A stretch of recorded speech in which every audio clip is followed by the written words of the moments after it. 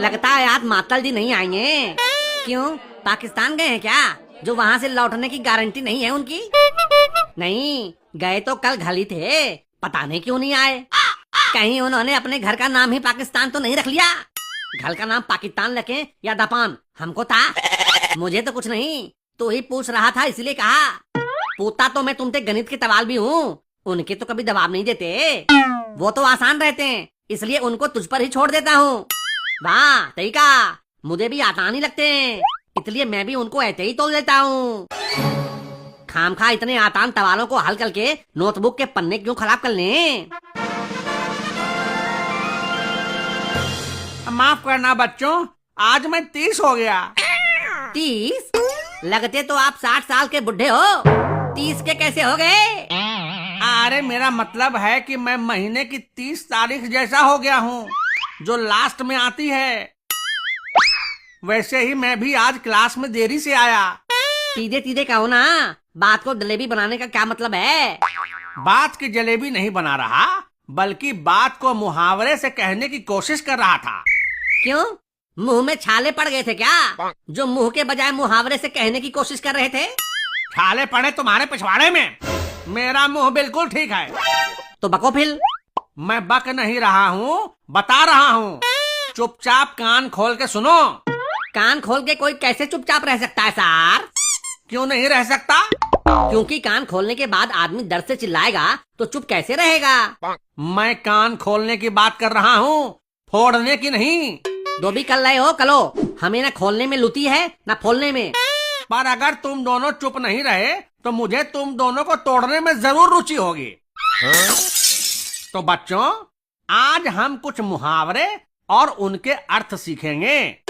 सबसे पहला मुहावरा है, सांप भी मर जाए और लाठी भी न टूटे। चलो अब कोई इसका अर्थ बताओ।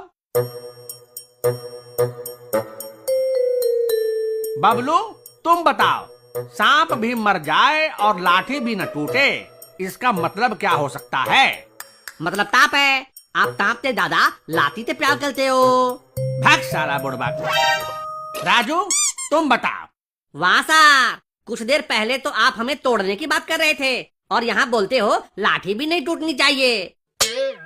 ता आपको हमसे ज्यादा लाठी से प्यार है कि हम टूटे तो चलेगा पर लाठी नहीं टूटनी चाहिए। तुम दोनों को तो सच में तोड़ना चाहिए। एक मुहावरे का अर्थ नहीं बता पा रहे हो और बातों को घुमा रहे हो। मैं मतलब तो बता दूंगा, पर मुहावरे की शक्ल में बताऊंगा। ठीक है, मैं समझ जाऊंगा, तुम बताओ तो सही। सपना को सपने में पेल के स्वप्न दोष हो गया, सपना की इज्जत भी बच गई और हमें भी संतोष हो गया। ये क्या था? मुहावरे का अर्थ मुहावरे में अच्छा मुहावरा था, पर मुझे एक बात समझ में नहीं आई लादू। कौन सी बात? अगर सपना की इज्जत बच गई तो फिर संतोष कैसे पैदा हो गया? संतोष का छोड़ो, तुम दोनों नालायक कैसे पैदा हुए मुझे ये समझ में नहीं आ रहा। हमारे माँ बाप ने ताल दिन व्रत रखा होगा और 5वें दिन भरपेट खाना खाया होगा, तब जाके हम पैदा हुए होंगे। ऐसा करने से कोई कैसे पैदा हो सकता है? तो फिर वैसे ही पैदा हुए होंगे जैसे बाकी लोग होते हैं। हमारा छोड़ो, अपना बताओ, आप कैसे पैदा हुए थे? मैं भी वैसे ही पैदा हुआ जैसे बाकी बच्चे पैदा होते हैं। हमें तो लगता है 2-4 किताबें आपस में चिपकी होंगी, तब जाके आप निकले होंगे, इसीलिए इतना ज्ञान तोड़ते रहते हो। क्या क्या बोला तुमने? ये कौन सी भाषा है बदतमीज? अरे गुस्सा क्यों होते हो सर? इसने कहा कि इसीलिए इतना ज्ञान छोड़ते रहते हो। आपने कुछ और सुना क्या? नहीं, बहरा नहीं हूँ मैंने वही सुना जो तुमने कहा। अब जो मैं कहूँगा वो सुनो। क्यों, आप हमारी बीवी हो, जो आप कहोगे हम वही सुनेंगे। अगर सुनोगे नहीं तो बीवी लाने लायक नहीं बचोगे बेटा। तब तो सुनना ही पड़ेगा। मुंह मिट्ठू होना, इसका मतलब बताओ कोई। लड्डू खाना। नहीं, क्या सोच के बोला तुमने ये? सर, अगर कोई लड्डू खाएगा तो उसका तो मुंह मीठा होगा ही ना। ये गलत जवाब है। सही गलत जब तब कुछ आप ही बताओगे तो फिर हमसे पूछते क्यों हो? शीला, तुम्हें देखकर तो वैसे ही मेरे मन में लड्डू फूटने लगते हैं। मुझे मुंह मिट्टू होने के लिए लड्डू वड्डू खाने की जरूरत नहीं है। ये क्या बोल रहे हो तुम लोग?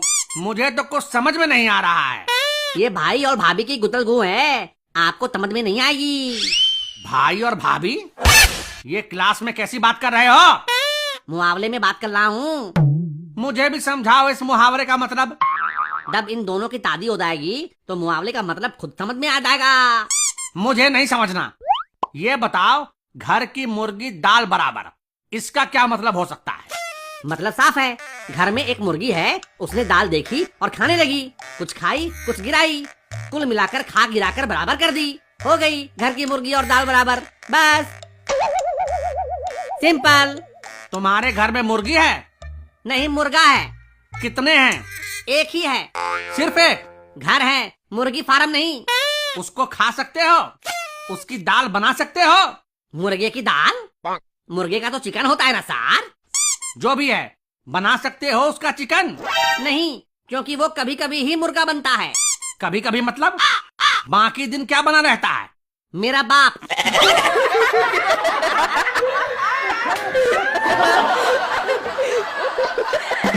ये क्या बदतमीजी कर रहे हो?